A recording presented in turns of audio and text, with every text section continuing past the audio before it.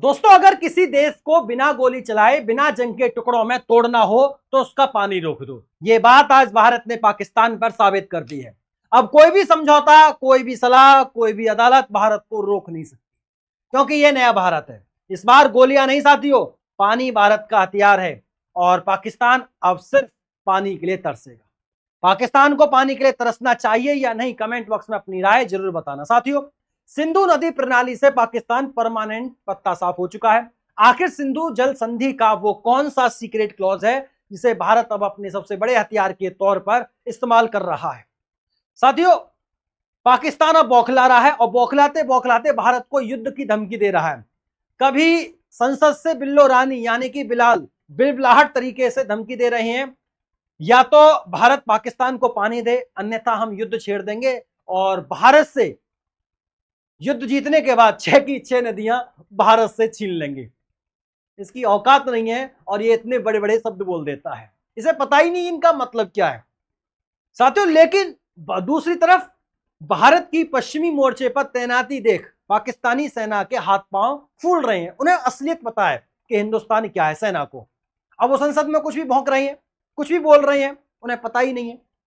साथियों, भारत और पाकिस्तान के बीच दशकों से चला आ रहा तनाव अब एक ऐसे मोड़ पर आ पहुंचा है जहां पहलगाम में हुई कायराना हरकत और उसके जवाब में चलाए गए ऑपरेशन सिंदूर के बाद भारत सरकार ने एक ऐसा ऐतिहासिक और साहसिक फैसला लिया जिसने पाकिस्तान के चूल्हे ही हिला दिए।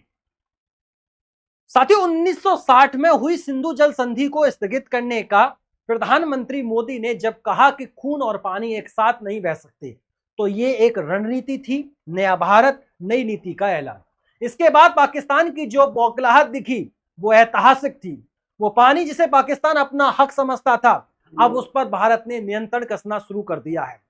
साथियों, पाकिस्तान अब कभी मुस्लिम देशों के सामने, कभी विश्व बैंक के सामने गिड़गिड़ाता नजर आ रहा है।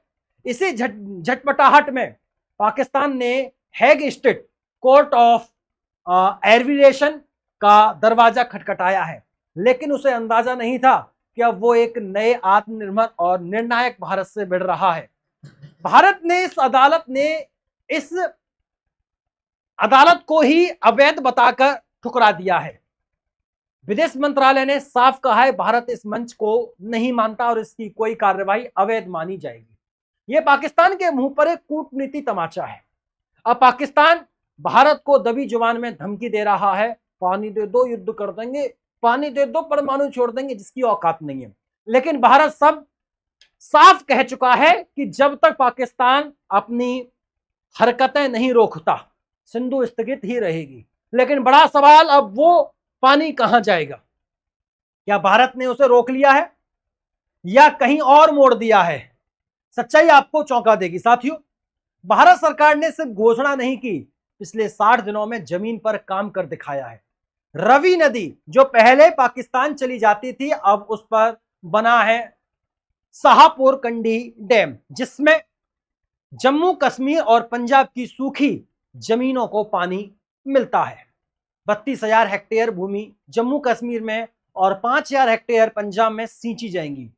दूसरा प्रोजेक्ट उज मल्टीपर्पज प्रोजेक्ट जो रावी की सहायक नदी पर बन रहा है, इससे 200 मेगावाट बिजली पैदा होगी। इन नदियों का पानी अब नहरों के नेटवर्क से पंजाब और राजस्थान तक पहुंचेगा।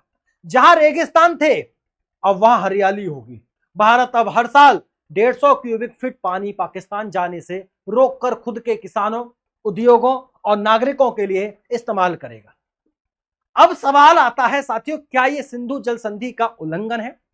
आपको मैं स्पष्ट शब्दों में कह देता हूं, बिल्कुल नहीं, बिल्कुल नहीं। क्योंकि 1960 की संधि में 3 पूर्वीय नदियां सतलज, ब्यास, रावी भारत को और 3 पश्चिमी नदियां सिंधु, झेलम, चिनाब पाकिस्तान को मिली थी। लेकिन भारत को run of the river project बनाने की अनुमति थी। किशन गंगा 350 मेगावाट, झेलम की सहायक नदी पर बना प्रोजेक्ट राटले 850 मेगावाट चिनाब नदी पर बन रहा है। पाकिस्तान की आपत्ति सिर्फ राजनीतिक है, कानून भारत ने सब कुछ सही किया है। पाकिस्तान चाहता है कि जम्मू कश्मीर में विकास ना हो, लेकिन मोदी सरकार ने साफ कर दिया ये प्रोजेक्ट्स अब रुकने वाले नहीं। अब जरा आर्थिक असर देखिए साथियों, सहारपुर कंडी डैम से ही 33,000 हेक्टेयर भूमि की सिंचाई मिलेगी, सालाना 1500 करोड़ का अतिरिक्त उत्पादन, सस्ती बिजली, जिससे इंडस्ट्री बढ़ेगी, रोजगार मिलेगा, मेक इन इंडिया को बूस्ट मिलेगा। पानी अब लिक्विड गोल्ड है और भारत अब इसे वेस्ट नहीं करेगा। इसका भू राजनीतिक असर क्या रहेगा वो भी जान लेते हैं साथियों। पाकिस्तान पूरी तरह अलग थलग पड़ चुका है, कोई मुस्लिम देश उसका खुलकर साथ नहीं दे रहा, चीन भी खुलकर नहीं बोल रहा है क्योंकि उसे भी ब्रह्मपुत्र का डर है। भारत ने अब दुनिया को साफ संकेत दे दिया है, अब ना हम रुकेंगे ना झुकेंगे, जो देश हमारे खून से खेलता है अब उसके हिस्से का पानी भी नहीं बहेगा। आज की लड़ाई परमाणु बम से नहीं पानी से लड़ी जा रही है और इस जंग में भारत पर हर मोर्चे पर जीत रहा है, कानून से, कूटनीति से और सबसे बढ़कर राष्ट्रहित की नीति से।